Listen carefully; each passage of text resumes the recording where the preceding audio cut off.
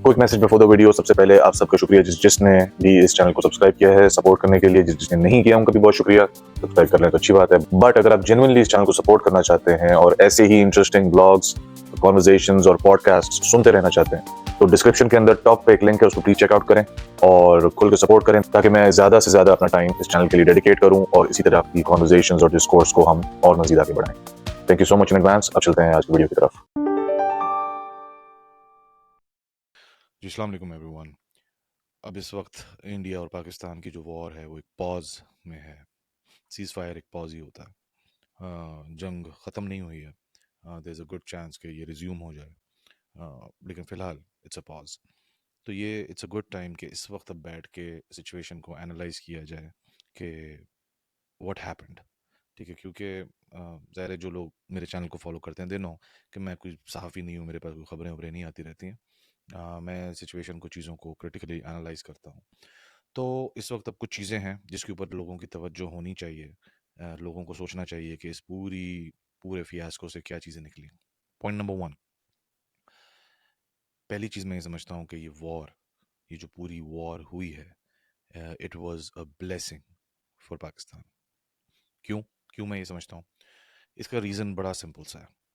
पिछले 2 से ढाई सालों में जिस तरीके से पाकिस्तान के जो दो मेन ग्राउंड्स हैं, जो कि पॉलिटिकल ग्राउंड है और दूसरा जो रिलीजियस ग्राउंड है, उसमें जिस लेवल की पोलराइजेशन कह लें, एक्सट्रीमिज्म कह लें, जिस लेवल पे पहुंच चुका था, डीमोरलाइजेशन, पूरी एज एज कॉम डीमोरलाइज थे सब पाकिस्तान के अंदर, पाकिस्तानी अवाम। वो सब कुछ इस वॉर ने अंडू किया और पूरी कौम को इकट्ठा किया। वो जज्बा, वो पैट्रियाटिज्म वापस नज़र आया है पूरी कौम के अंदर एज एज कौम। तो मैं ये समझता हूँ कि it was a huge blessing उस सेंस के अंदर, बिकॉज जिस तरीके से, और मतलब मुझे रिपीट करने की ज़रूरत नहीं है, जाहिर है कि पीएमएलएन, पीटीआई, इस्टेब्लिशमेंट, पीपीपी, वो सारा पॉलिटिकल साइड पे, रिलीजियस साइड पे देवबंदी, बरेलवी और वहाबी और बाकी सारे, तो दोनों ग्राउंड्स में जिस हिसाब से इंतशार था पूरी कौम के अंदर, इट वाज वेरी डेंजरस। और ये एक बड़ा ही एक टिकिंग टाइम बॉम्ब बन चुका था, जो कि बहुत डिजास्टर्स हो सकता था पाकिस्तान के लिए। वो जो जो मैं समझता हूँ कि सारा अंडू हो गया है काफ़ी हद तक इस वॉर की वजह से, क्योंकि लोग फिर वापस ये सारी चीज़ें भुला के इकट्ठे हुए। एंड तो मैं इस पर्सपेक्टिव से समझता हूँ, पहली चीज़ तो ये है कि this war was a blessing for Pakistan. I think something that was much needed, although it's very unfortunate कि इसमें ज़ाहिर है कि माली नुकसान, माली से ज़्यादा जानी नुकसान जितना हुआ है, हमारे आर्म्ड फोर्सेस का भी और आर्म सिविलियंस का भी। So it is very unfortunate, but I guess जिस लेवल पे एक्सट्रीम बिहेवियर एज कॉम चला गया था, उसको अंडू करने के लिए आई गेस ज़रूरत थी। तो पहली चीज़ तो मैं ये समझता हूँ कि दिस इज़ अ ब्लेसिंग। दूसरी चीज़, बहुत सारे लोग ये कह रहे हैं कि जो पाकिस्तान ने जिस तरीके से परफॉर्म किया है मिलिट्री साइड से, वो बड़ा सरप्राइजिंग था। ये चीज़ मैं ये समझता हूँ कि पहली बात तो सरप्राइजिंग नहीं था। अगेन ये जो नंबर्स हैं जिसको हम बचपन से सुनते आ रहे हैं कि जी 70% अपने बजट का हम अपने डिफेंसेस पे खर्च करते हैं, गलत नंबर्स हैं वो, लेकिन उसके बावजूद एक अच्छा गुड अमाउंट हम स्पेंड करते हैं अपने डिफेंसेस के ऊपर। तो which pretty much showed in this whole scenario कि वो वाकई काम पे लग रहा है। वो सारा जो भी स्पेंडिंग हमारे टैक्स मनी से है और वो सारी चीज़ों से है, वो काम पे लग रहा है। एंड मैं समझता हूँ कि कोई हैरानगी की बात नहीं होनी चाहिए थी। हम बड़े अच्छी तरह इक्विप्ड हैं अपने डिफेंस के लिए, एंड विच हमारी सारी फोर्सेस ने प्रूव किया इस बात को। तो ये, लेकिन इसके अंदर मैं again this I will connect this to my point number one, कि हम एक एज एज कॉम हम जो है एक सेल्फ पिटी में जा चुके थे पिछले 2 ढाई सालों में। कि जी self pity in the sense कि भाई हम अपने आप को हर वक्त कोसना हर चीज़ के अंदर, और हमें कुछ मिला हुआ नहीं है, और अल्लाह ताला ने हमारे साथ ये कर दिया है, हम ये हो गए, हम बर्बाद हो गए, हम बेकार कौम है, हम ये कौम है, हम वो कौम है। इस चीज़ की वजह से भी एक ये फैक्टर था कि हम ये समझते थे कि जी हमारी तो आर्मी भी बेकार है। और जो कि अगेन जिस तरह मैंने कहा कि पूरी जो वॉर थी ये ब्लेसिंग थी, तो ये जो इम्प्रेशन भी था ये भी अंडू हुआ। और मैं ये समझता हूँ कि इसको अगर थोड़ा सा आप ज़रा सा देखें कि जो इकोनॉमी वाइज जो जो मैट्रिक्स है ना, इस जो नंबर्स हैं बेसिकली, तो इंडिया इंडिया जिस साइज़ की इकॉनमी है, अगेन मैट्रिक्स पर्सपेक्टिव से, जिस साइज़ की इकॉनमी इंडिया है, जिस साइज़ की इकॉनमी पाकिस्तान है, जितनी इंडिया अपनी डिफेंस के ऊपर स्पेंडिंग करता है, जितना पाकिस्तान अपनी डिफेंसेस के ऊपर स्पेंडिंग करता है, इनका कोई कंपैरिजन नहीं है। बड़ा बहुत ज़मीन आसमान का फ़र्क है। तो उस पर्सपेक्टिव से अगर आप देखें तो जिस तरह से पाकिस्तान ने परफॉर्म किया है मिलिट्री वाइज, वो एक बहुत बहुत ऊपर का एज ले गया, बहुत ऊपर का एज। मैं बहुत ऊपर का एज इसलिए कह रहा हूँ कि अगर एक सेकंड के लिए सपोज करेंगे, अगर ये दोनों बिल्कुल बराबर के मुल्क भी होते ना, economy wise, spending wise, GDP wise, हर हिसाब से अगर ये दोनों बिल्कुल बराबर के मुल्क भी होते ना, तो जो पाकिस्तान ने किया है वो अपर एज ले जाता है। और ये मैं अगेन सिर्फ और सिर्फ उन सोर्सेज, उन पर्सपेक्टिव से बात कर रहा हूँ जो ऑफिशियल हैं, लिजिट हैं, र्यूमर्स की बात नहीं कर रहा हूँ मैं। ठीक है, तो जिस हिसाब से जो पाकिस्तान ने जो डैमेजेस किए हैं, वो अगर दोनों बराबर की कौमें भी होती, मुल्क होते, तो भी पाकिस्तान अपर एंड। अब इस वक्त जो है बराबर की नहीं है, पाकिस्तान इन मैट्रिक्स के हिसाब से नीचे है काफ़ी, इकोनॉमी साइज के हिसाब से, लैंड के साइज के हिसाब से, पॉपुलेशन के हिसाब से, स्पेंडिंग्स के हिसाब से, जीडीपी के हिसाब से, और बाकी जितने भी नंबर्स आप उठा लें, तो उसमें ये परफॉर्मेंस करने की वजह से मैं ये कह रहा हूँ कि पाकिस्तान ने बहुत ऊपर का एज लिया है इसके अंदर। तो ये अगेन शोज कि यार there is something special to us. और ये जो सेल्फ पिटी वाला जो पूरा एक बहैसियत कौम हम सेल्फ पिटी करने की आदत पड़ गई है ना हमें, that is very worth discouraging. बिल्कुल इसको डिस्करेज करना चाहिए कि जी इतना भी अपने आप को आप नीचा नहीं करो, इतना भी अपने आप को इतना लो मत हर वक्त करना चाहिए कि जो है बिल्कुल ही हर वक्त की लान तान अपने ऊपर। अगेन जिस तरह मैंने कहा वो सब कुछ अंडू हुआ है, पॉइंट नंबर वन के वॉर एक ब्लेसिंग रही कि हमें वापस से इस बात की रियलाइजेशन हुई कि यार हम नहीं इतने इतने बुरे नहीं हैं हम यानी कि हमारा इतना बुरा हाल नहीं है। So that is point number two. Point number three, मैंने पहले भी इस बात का ज़िक्र किया है, मैं इसको थोड़ा-सा और क्लियरली आपके सामने रखना चाहता हूँ। इंडिया आज अपनी सक्सेस के पर्सपेक्टिव से जिस पॉइंट पे आज है इंडिया, इकोनॉमी वगैरह की सक्सेस की बात कर रहे हैं, इस वॉर में तो नहीं वैसे। वो इंडिया को रिगार्डलेस मोदी और नो मोदी उसको इस लेवल पे होना था। अभी व्हाट इंडिया और इंडियन सिटीजन्स जो चीज़ रियलाइज़ नहीं कर रहे हैं, वो ये बात रियलाइज़ नहीं कर रहे हैं कि जो इंडिया की पिछली 30-40 साल की मेहनत है, ये उसका आज उन फलों को रीप करने का टाइम था, ठीक है? इस रीपिंग के टाइम पे आपके पास ये जो बंदा नरेंद्र मोदी के नाम से बैठ गया है, इसने आपकी इस ट्रैजेक्टरी को तबाह कर दिया है। अभी आने वाले वक्तों में आप देखेंगे कि ये इंडिया को डाउनवर्ड ट्रैजेक्टरी में लेके जाएगा। जबकि इस वक्त आपको एक ऐसे बंदे की ज़रूरत थी, या पिछले 8-10 सालों में आपको ऐसे बंदे की ज़रूरत थी जो इस पिछली 30-40-50 सालों की आपकी मेहनत को कैपिटलाइज़ करता और मज़ीद ऊपर की ट्रैजेक्टरी में लेके जाता।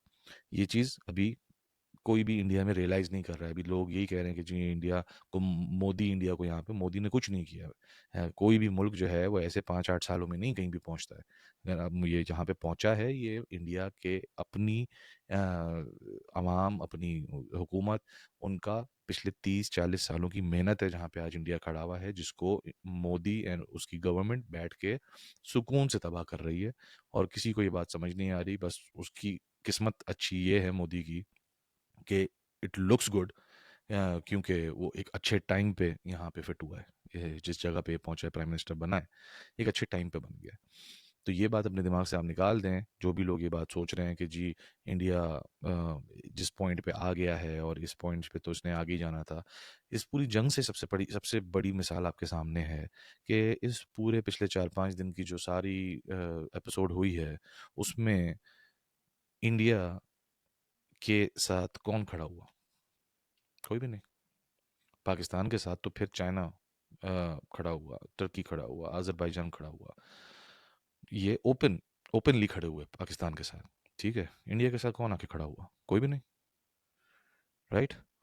तो इस पॉइंट को बस क्लोज करने के लिए मैं just just wanted to put it out there कि भाई इसको बड़ा क्लियरली समझ लें कि इंडिया का ये जो टाइम चल रहा था, ये टाइम बेसिकली अब खराब करने के लिए मोदी बैठा हुआ है, ये इसको बेहतर नहीं कर रहा है।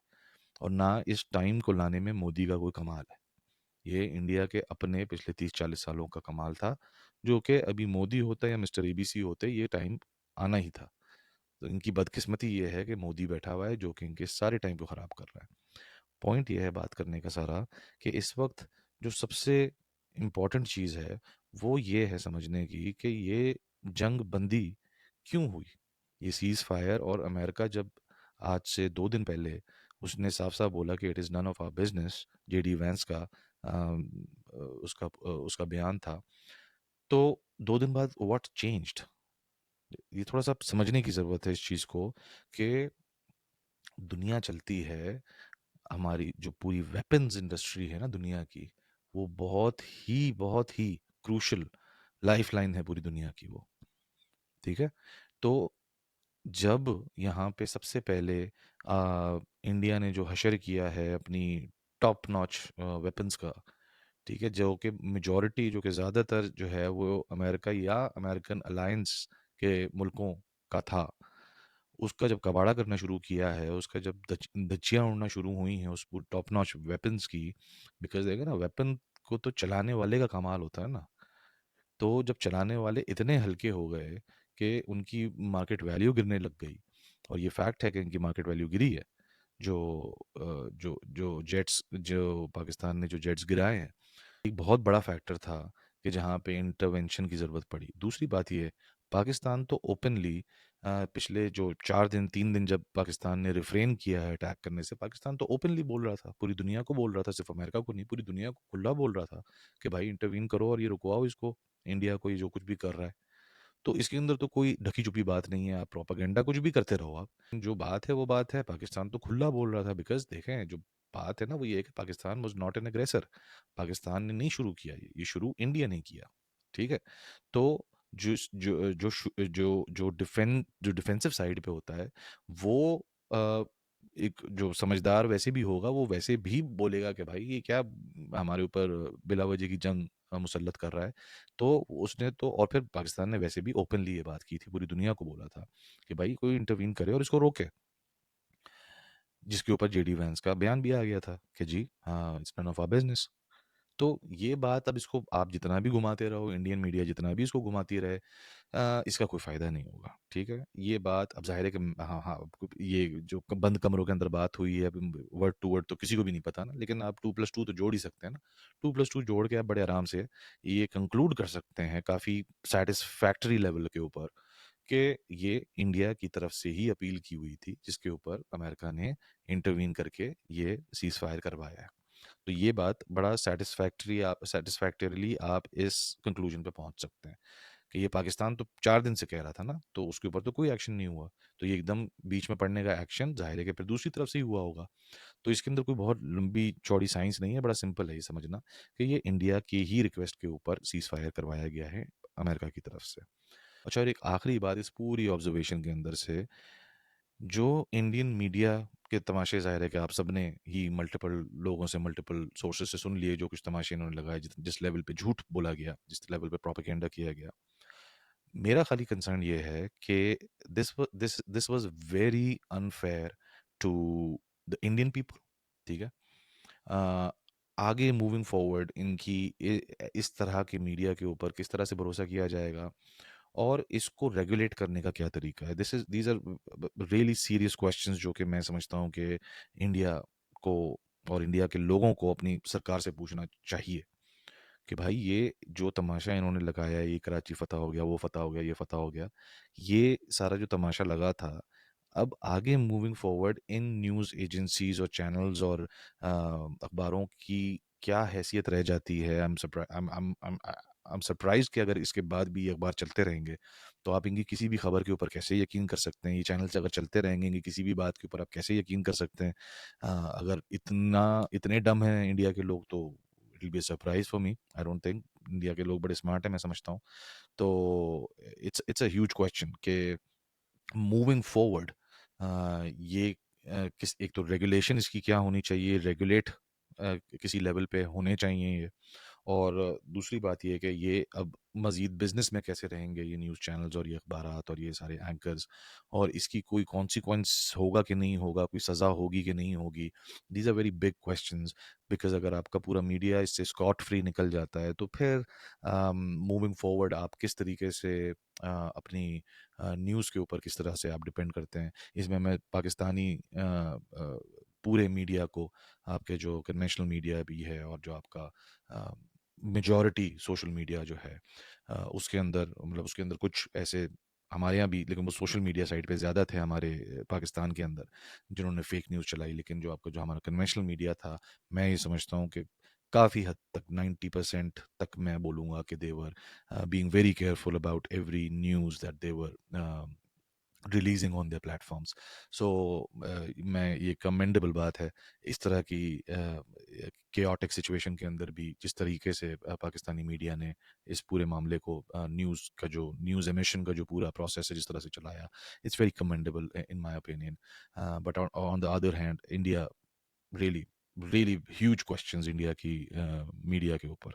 और हाँ, सॉरी, आखिरी बात क्लोज करने से पहले मैं ये समझता हूँ कि जो आखिरी दिन, यानी कि जिस दिन पाकिस्तान ने अटैक किया है, उस दिन जो सुबह 10 बजे की शहबाज शरीफ साहब ने मीटिंग कॉल की था, वो शहबाज शरीफ साहब ने खुद कॉल की थी या उनसे कॉल करवाई गई थी, जो भी केस था।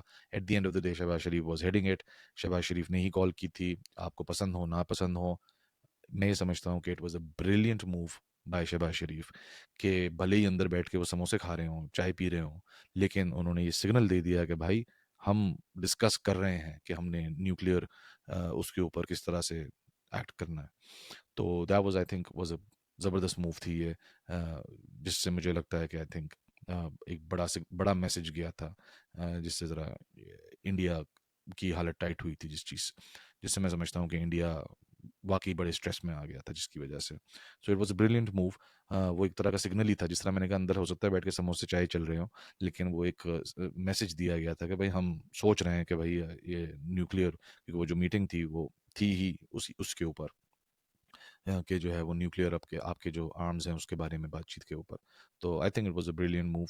वॉर स्ट्रैटेजी थी, तो I think it was it it it was amazing कि जो उन्होंने टाइमिंग चूज़ की उस मीटिंग की। तो ऑल इन ऑल मैं ये समझता हूँ कि ये सारी चीज़ें हैं जिसके ऊपर लोगों की अभी तवज्जो होनी चाहिए। एंड पे बस मैं ये बोलूँगा कि जिस तरीके से इस वक्त ये पॉज आया है, सीज़ फायर आया है, अ, बहुत इनकंक्लूसिव किस्म का है। इधर से चीज़ें मैं ये समझता हूँ कि इश्यूज अभी मतलब बहुत ही अनरिजॉल्व किस्म की एक, अगर ये एंडिंग होती है तो ये एक बड़ी अनरिजॉल्व किस्म की एंडिंग होगी, जो कि अगेन अगले 2-3 साल में दोबारा पक पक के दोबारा से फटेगी है। तो मुझे ऐसा लगता है कि एक बड़ा अगर अब यानी कि बैठ के बातचीत भी होती है तो बातचीत बड़ी कंक्लूसिव किस्म की ज़रा सी एक होनी चाहिए, एक क्लोजर के साथ होनी चाहिए, वरना आप जंग को ही कंटिन्यू करना चाहिए। ऑल्दो जंग के मैं बहुत ख़िलाफ़ हूँ। आपको एक आम आदमी को अंदाज़ा भी नहीं है कि जब फुल ऑन जब जंग होगी तो उसके अंदर कैसी कैसी ट्रेजिडीज़ होती हैं, उसमें क्या क्या होता है। उसके लिए मेरा नहीं ख्याल कि अभी जो कौम है वो उस तरह से प्रिपेयर्ड है। हम आज जिस दुनिया में रहते हैं, हम बहुत ही सॉफ्ट किस्म की दुनिया में रहते हैं, जिनको अभी अंदाज़ा नहीं है जंगों की ट्रेजिडीज़ कितनी हॉरिफिक और कितनी हॉरर से भरी हुई होती हैं। बट या, सो दैट इज़ इट। सो ये सोफ़ा मेरे थॉट्स हैं पूरी सिचुएशन के बारे में, और we will keep on the commentary moving forward. मिलते हैं नेक्स्ट वीडियो में। Thank you so much.